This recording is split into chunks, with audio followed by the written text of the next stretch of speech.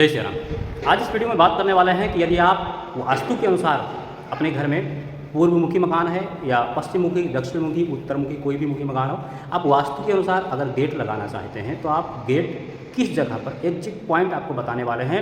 एक भी पॉइंट ना इधर ना उधर, ठीक है। वास्तु के अनुसार आपको सही जगह पे कहाँ गेट लगाना चाहिए आपको बताने वाले हैं। ये है वास्तु का एक चित्र जो आपको मैंने बताया है। सबसे पहले इसको आपको समझना होगा, ठीक है। देखिए, हमारे घर में जो वास्तु देवता होते हैं वो टोटल 45 प्रकार के होते हैं, ठीक। 13 देवता जो होते हैं वो आंतरिक होते हैं। पहले इसको समझ लीजिए। ये जो है, ये मान लीजिए कि आपकी दीवार है, बाहरी दीवार ये मैंने बना रखी है। मान लीजिए आपका घर है, ये मैंने बाहरी दीवार बना रखी है और बाहरी दीवार पे यानी कि जो बाहरी देवता होते हैं उनको मैंने लिख भी रखा है, ठीक है। तो बाहरी जो देवता होते हैं वो 32 प्रकार के होते हैं जो मैंने लिख रखा है, ठीक है। 8 इधर होते हैं, 8 इधर, 8 इधर, 8 इधर, टोटल 32 प्रकार के जो देवता होते हैं वो मैंने लिख रखा है। आंतरिक जो देवता होते हैं वो 13 प्रकार के होते हैं। अब यहाँ पर मैं बात करने वाला हूँ मुख्य गेट की। तो मुख्य गेट कहाँ लगता है? बाहरी दीवार पे ही मुख्य गेट बनता है। तो इसीलिए मैं बाहरी जो देवता होते हैं उनको लिख रखा हूँ, ठीक। अब क्या करना है आपको, यदि आपको अपने मकान में मुख्य गेट लगाना है किसी भी दिशा में, चारों दिशा में लगाने वाले हैं, ठीक। शुरुआत करते हैं पूर्व दिशा की। लेकिन पहले ये जान लीजिए कि आखिर में क्यों लगाना चाहिए वास्तु के अनुसार, ठीक है। देखिए, मान लीजिए कि ये आपका ईशान कोण है, ये जो है ईशान कोण है, ठीक। ये है अग्नि कोण है।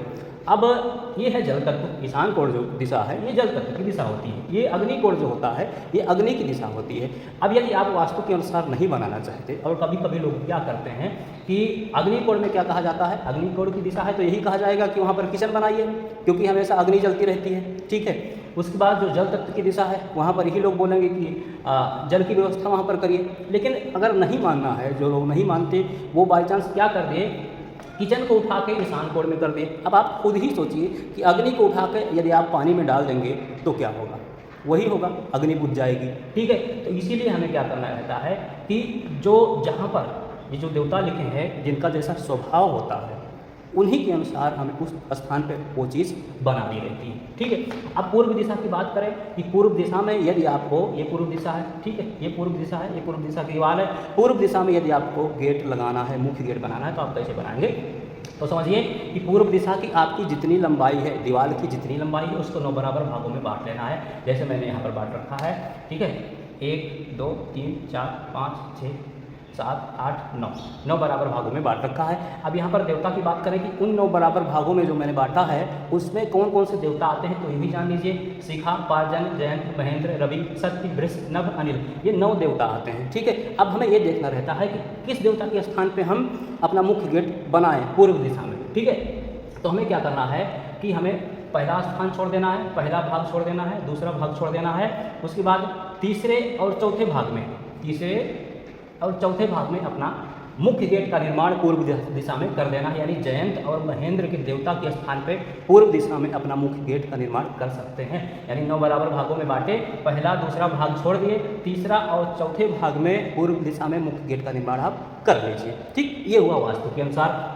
अब आगे चलते हैं दक्षिण दिशा में। क्या अगर आपका मुख्य गेट लगाना है दक्षिण दिशा में तो इसमें भी वही काम करना है, 9 बराबर भागों में बांट लीजिए, ठीक है। उसके बाद आपको क्या करना है कि पहला भाग आपको छोड़ देना है, दूसरा भाग आपको छोड़ देना है, तीसरे और चौथे भाग में, तीसरे और चौथे भाग में यहाँ पर आपको मुख्य गेट निर्माण कर देना है दक्षिण दिशा में। देवता की बात करें तो अनिल और पुष्य देवता को छोड़ देना है। इनका दोनों का जो स्थान है उनको छोड़ देना है। वितत और गृहतक्षक जो देवता हैं इनके स्थान पे आपको दक्षिण दिशा में अपना मुख्य गेट निर्माण कर लेना है, ठीक। अब पश्चिम दिशा की बात करें तो पश्चिम दिशा में सेम वही काम करना है, 9 बराबर भागों में आपको बांट लेना है। अगर मैं देवता की बात करें कि इसमें कौन कौन से देवता आते हैं तो इसमें आएंगे रोग, पाप्यास्म, शेष, असुर, वरुण, पुष्पदंत, सुग्रीव, द्वारिक, पितृ, इतने देवता आते हैं पश्चिम दिशा में, ठीक है। जब आप 9 बराबर भागों में बांटते हैं, अब इनमें किस देवता को छोड़ना है और किस देवता के स्थान पर अपना मुख्य गेट लगाना है पश्चिम दिशा जान लीजिए। तो आपको पितृ के स्थान को छोड़ देना है, द्वारिक के स्थान को आपको छोड़ देना है, ठीक है।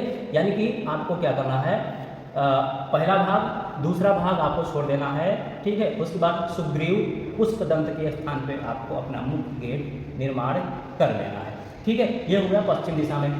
अब उत्तर दिशा में चले तो उत्तर दिशा में आप कहाँ गेट लगाएं, तो इसमें भी सेम वही काम करना है, 9 बराबर भागों में बांट लेना है। जो देवता आते हैं टोटल वो आते हैं रोग, नाग, मुख, बल्लार, सोम, चरक, अदिति, विधि, शिखा, इतने देवता आते हैं। अब इसमें हमें देखना है कि किस देवता के स्थान को छोड़ देना है और किस देवता के स्थान पर हमें गेट लगा देना है। तो आपको क्या करना है, पहला और दूसरा भाग यहाँ पर भी छोड़ देना है, तीसरे, चौथे और 5वें स्थान पर आपको 5वें भाग में, तीसरे, चौथे, 5वें भाग में आपको अपना मुख्य गेट उत्तर दिशा में लगा देना है।